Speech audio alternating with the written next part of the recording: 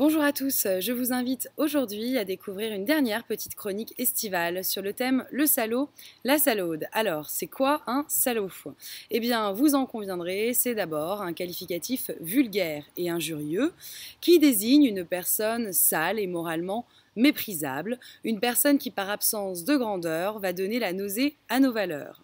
Et c'est d'ailleurs dans un ouvrage qui en porte ce titre que Sartre en dresse un portrait. Est salaud, nous dit-il, celui ou celle qui, par esprit de sérieux, paresse ou mauvaise foi, ne choisit pas. Celui qui pense qu'il a toujours raison et ne se remet pas en question, qui a du pif et suit sa voie flairée, qui, bien dans ses baskets, est sûr de ses assises. À l'image, par exemple, de Louis de Funès, qui joue les rôles de salaud égocentrique et assuré, et qui, souvenez-vous, dans La Grande Vadrouille, n'hésite pas à faire se déchausser ce pauvre Bourvil pour récupérer ses godasses afin d'assurer la qualité de sa propre marche. Le salaud donc se mêle de lui, ne se foule pas et part en grande foulée sur le sentier qu'il a lui-même tracé, confortablement installé qu'il est dans ses souliers. Mais le salaud, c'est aussi celui qui se laisse porter, qui suit le move, comme on dit. Alors attention, le salaud, ça n'est pas Pierre Brochant, le con du film, ou Zézette, la bébête du culte Père Noël est une ordure, qui, eux, se contentent de suivre naïvement.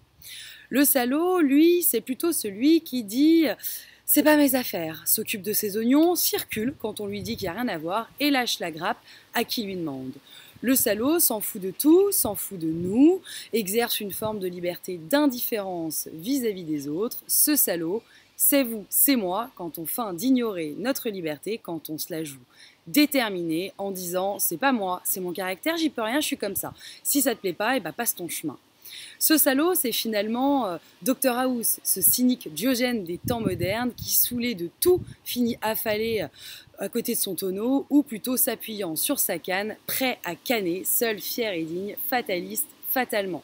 Loose solitaire, absolument pas solidaire, le salaud, pourrions-nous dire, est un anti-stoïcien. Il est plutôt épicurien, piqué du monde environnant. Il pique à son tour, se désengageant moralement et socialement du tumulte de l'activité de la société, s'adonnant à son propre repos personnel, se désengageant donc de la vie sociale par manque d'envie sociable. Déniant le rapport à l'autre et à son corps par une hypertrophie de l'ego qui finalement le bouffe et le ronge, haltérophile du corps qu'il donne à son esprit, le salaud a finalement des airs de ce philosophe prétentieux qui se retire dans sa salaude de grotte, observant le monde d'une hauteur désarmante. Et de ce pas de côté de bourré, finalement, sa posture autarcique et décalée adopte des airs ô combien contemporains de l'individualisme forcené.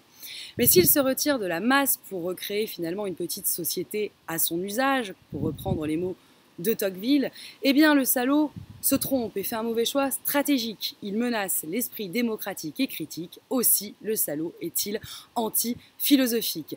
Et contre cette paresse de la pensée qui nous donne la nausée, eh bien la volonté lutte et brutalise le salaud, le tire par le col, le précipite au bord du vide et lui rappelle le vertige de l'existence. Si tu continues à n'en faire qu'à ta tête, oh la vache, crois-moi, je ne donne pas cher de ta peau de vache.